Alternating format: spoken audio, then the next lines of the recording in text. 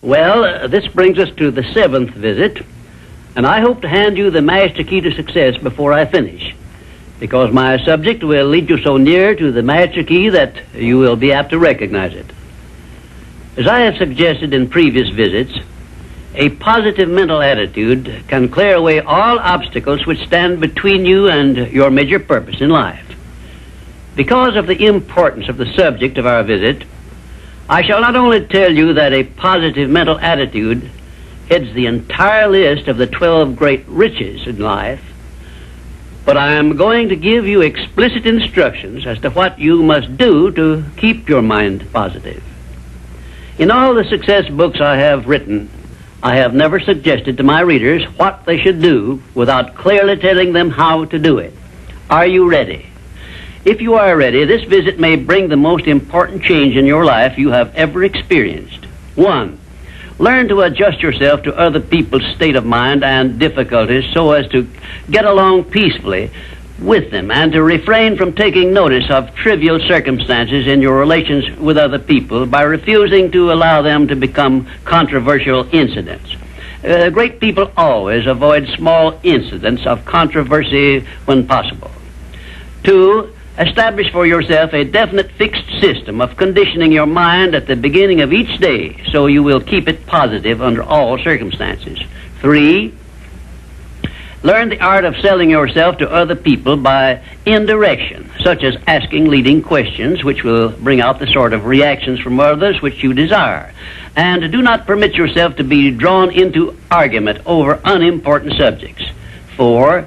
Adopt the habit of having a good hearty laugh every time you become irritated or angry, and it will help you if you begin each day with 1 minute of hearty laughing. This will change the chemistry of your brain and start you out with a positive mental attitude. However, you had better get out of sight when you take your laughing exercise.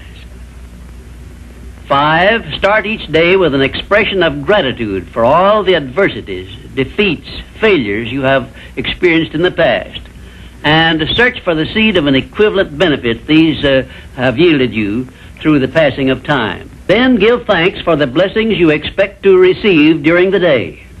6. Learn to concentrate your attention on the can-do portion of all of your problems and desires and start action where you stand in carrying out this portion. No matter what may be your problem or your desire, there is always something you can do right now that will help you. Find out what this something is and do it. 7. Learn to transmute all unpleasant circumstances into immediate action which calls for a positive mental attitude, and make this a fixed habit.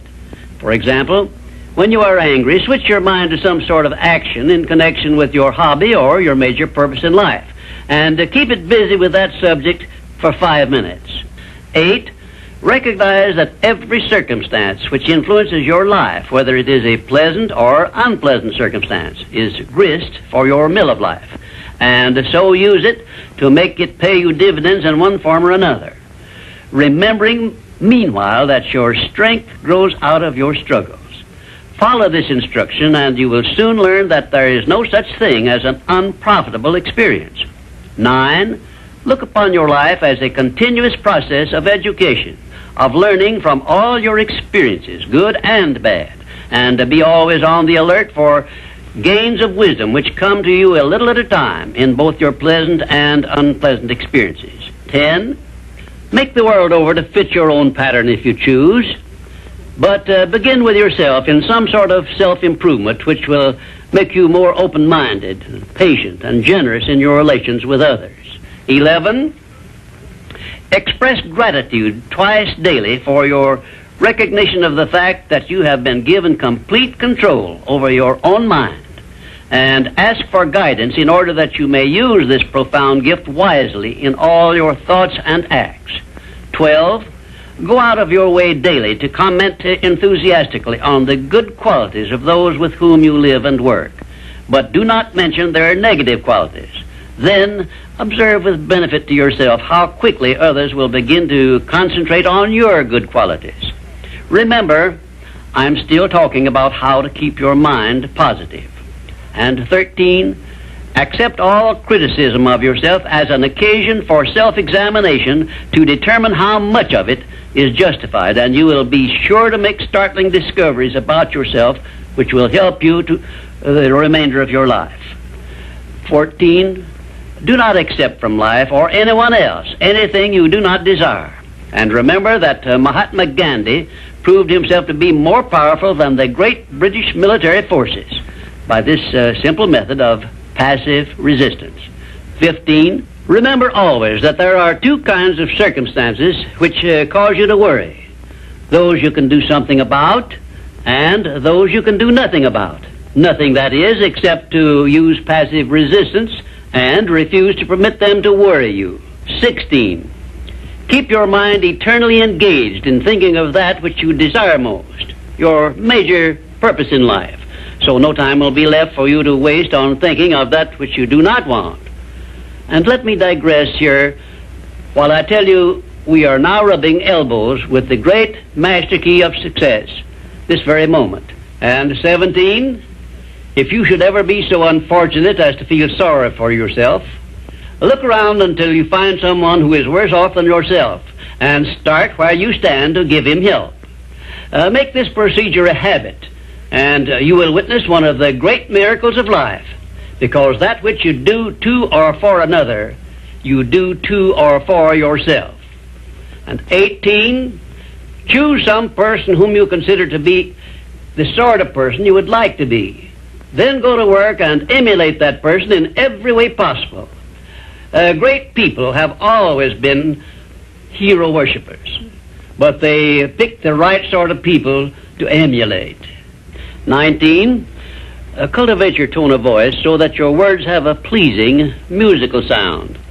And remember that the sound of your voice is an open window through which other people look into your very soul. It will be a profitable investment if you will get a tape recording machine and record samples of your voice daily while you practice the art of expressing yourself through a friendly sounding voice. If you are engaged in selling, this practice will quickly pay off in monetary dividends. 20, last but by no means the least, write out this sentence and paste it in a prominent place where you work and on a mirror where you see yourself in your home. Whatever the mind can conceive and believe, the mind can achieve. Remember also that you are the only person who can provide you with a positive mental attitude. What are you going to do about it? On your answer to this question rests your entire future.